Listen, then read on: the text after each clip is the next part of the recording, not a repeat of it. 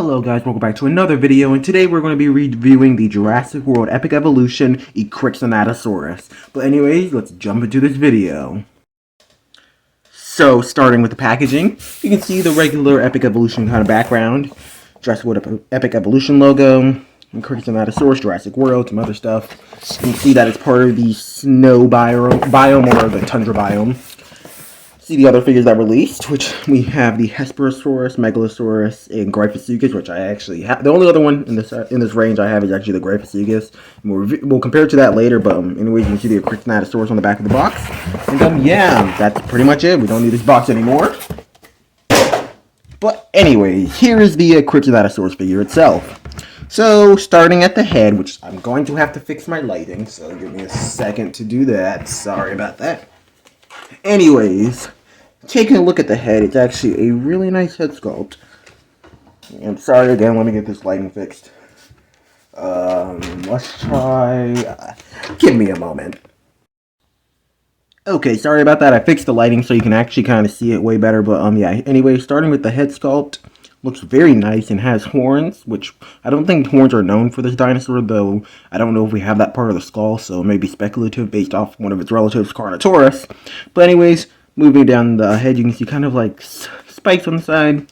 And then we have larger kind of osteoderms and spikes going down. We have the little arms and smaller scale detail. Also forgot to show the inside of the mouth. Pretty simple. Has separately casted teeth, so they're rubbery and actually sharp looking. Going down further, nothing really crazy. Go down to the feet. Simple. Also has nice small feet.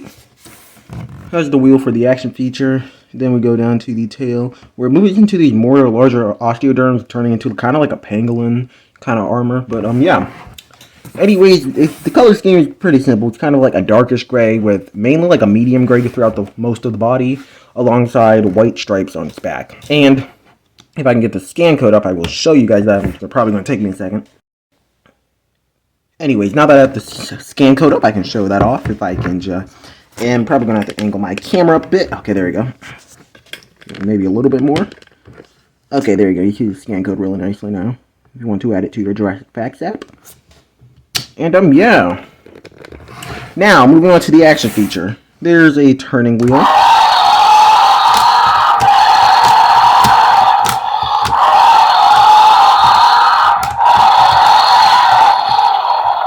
That gives it a chomping action feature.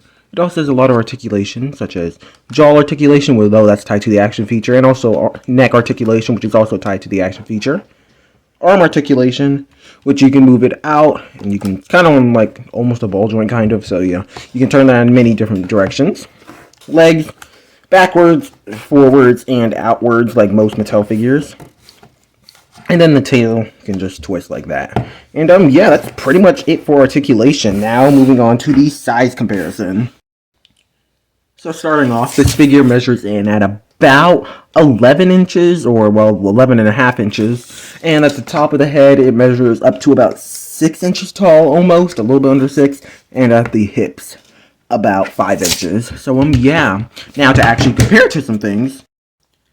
So starting off, of course, let's just compare it to a human and a velociraptor, which it sizes up with pretty nicely. Good medium-sized theropod.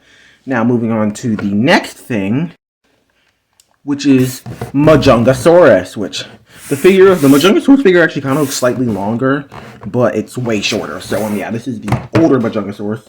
Now let's compare it to, Cheese, which Cheese actually has a much larger head, and I think he's also slightly longer, but again, also quite a bit shorter, so yeah. But yeah, here's Cheese.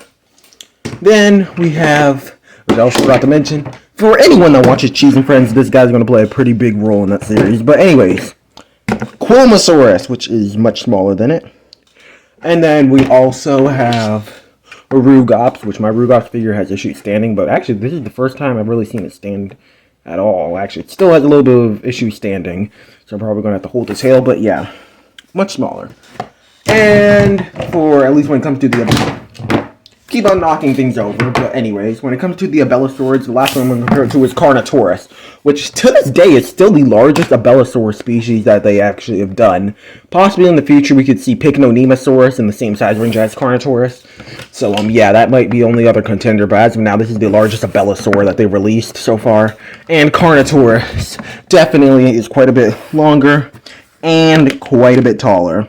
And you can also see, sorry for knocking that figure over, it's kind of actually unstable a little bit. But, yeah, you can see they both got horns, though Carnotaurus is known to have horns and Ekrixinatosaurus, so I guess he's just speculated to have horns. But, yeah. And then the last thing I'm going to compare this to is the Gryphosuchus, which I reviewed this figure last year. It's in the same wave and series. And the Gryphosuchus is actually quite a bit longer than this figure, but is much shorter. And, yeah, also has the slow wheel.